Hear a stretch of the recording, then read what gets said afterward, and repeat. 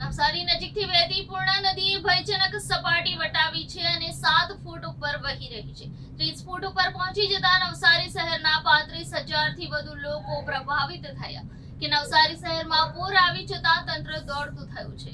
નવસારીની પૂર્ણા નદીના જળ સ્તરમાં વધારો થતા નવસારી શહેરના 12 થી વધુ વિસ્તારો પાણીમાં ગરક થઈ ગયા છે અને 35,000 થી વધુ લોકો પ્રભાવિત થયા છે. નવસારી શહેરના ભરાયેલા પાણીવાળા વિસ્તારો ભેંસત ખાડા, ring road, Kashiwadi, Bandar road, Chikuwadi, Shantadevi road, CR Patil સંકુલ, દશેરા ટેકરી, રેલ રાહત કોલોની જેવા વિસ્તારોમાં 2 ફૂટથી લઈને 5 ફૂટ જેટલા પાણી ભરાઈ ગયા છે. નવસારીના 4 સ્ટેટ હાઈવે પણ બંધ થઈ ગયા છે. નવસારીથી મરોલી જતો માર્ગ, નવસારી બારડોલી માર્ગ, નવસારી ગણદેવી માર્ગ, નવસારી સુરત માર્ગ, 4 સ્ટેટ હાઈવે અને નેશનલ હાઈવે પણ પ્રભાવિત થયો છે. નવસારી જિલ્લામાં એસડીઆરએફની એક ટીમ તૈનાત કરવામાં આવી છે, જ્યારે એનડીઆરએફની એક ટીમ બોલાવવા માટે પણ તંત્રએ માંગ કરી છે. નવસારીની પૂર્ણા નદીમાં સપાટી હજુ વધી રહી છે, જેને લઈને પૂરના પાણી વધી શકે તેવી શક્યતાઓ જોવાઈ રહી છે. નવસારી જિલ્લા તંત્ર પૂરની પરિસ્થિતિના પગલે એલર્ટ થઈ ગયું છે. કોઈ અનિચ્છનીય ઘટના ન બને એને ધ્યાનમાં રાખીને તંત્ર દ્વારા તૈયારીઓ શરૂ કરવામાં આવી છે. નવસારી શહેરમાં પૂરની પરિસ્થિતિના પગલે જનજીવન અસ્તવ્યસ્ત થઈ ગયું છે. 2500 થી વધુ લોકોને સ્થળાંતરિત કરવામાં આવ્યા છે અને 10 જેટલા નગર પ્રાથમિક શિક્ષણ સમિતિની શાળાઓમાં રાખવામાં આવ્યા છે, જ્યાં ભોજન પહોંચાડવા માટેની વ્યવસ્થા પણ તંત્ર દ્વારા કરવામાં આવી રહી છે. પૂરના પાણી હજુ વધી રહ્યા છે, જેને લઈ ઘરોમાં વધુ પાણી ભરાઈ શકે તેવી શક્યતાઓ જોવાઈ રહી છે.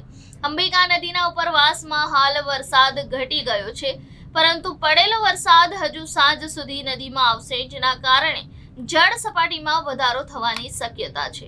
उसी के साथ में अपस्ट्रीम में जितनी बारिश हुई थी उस हिसाब से पूर्णा नदी का लेवल डेंजरस से ऊपर जाता है। 23 फीट ये डेंजरस लेवल है। आज अभी इसी मोमेंट पे सुबह से लेके 28-29 तक भी पानी जा चुका है। नवसारी चीफ ऑफिसर का विस्तार, शहरी विस्तार और ग्राम्य विस्तार सब मिला के 2200 लोगों को हमने शिफ्ट किया है। ये 2200 लोग शेल्टर हाउसेस में रह रहे हैं।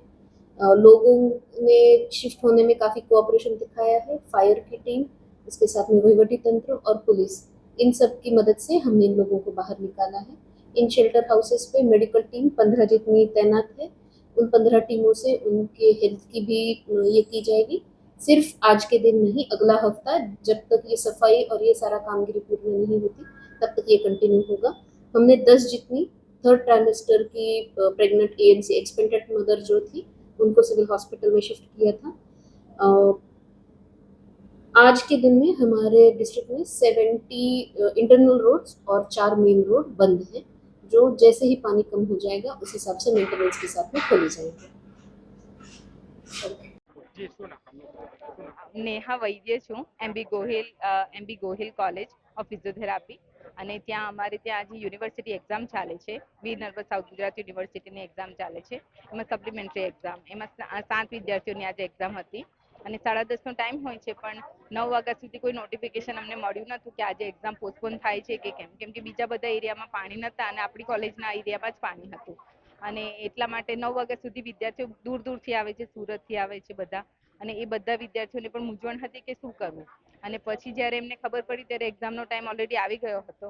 એટલા માટે એ લોકોને એવું નોટિફિકેશન આપવામાં આવ્યું હતું કે તમે આવશો તો પણ વાંધો નથી, ગેરહાજર રહેશો તો પણ વાંધો નથી, પછી એક્ઝામ લેવાશે, પણ ક્યારે લેવાશે નક્કી નહોતું.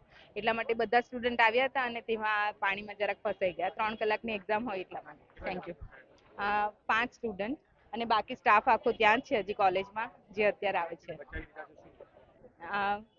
ઓલમોસ્ટ બધા જ આવી ગયા છે. અમારા સ્ટુડન્ટ્સ તો જે ગર્લ્સ છે તે બધી આવી ગઈ છે. હજી 2 મેલ સ્ટુડન્ટ્સ છે તે લોકો આવે છે, અને સ્ટાફ પણ ફેકલ્ટી, ફિમેલ ફેકલ્ટી છે તે આવે છે.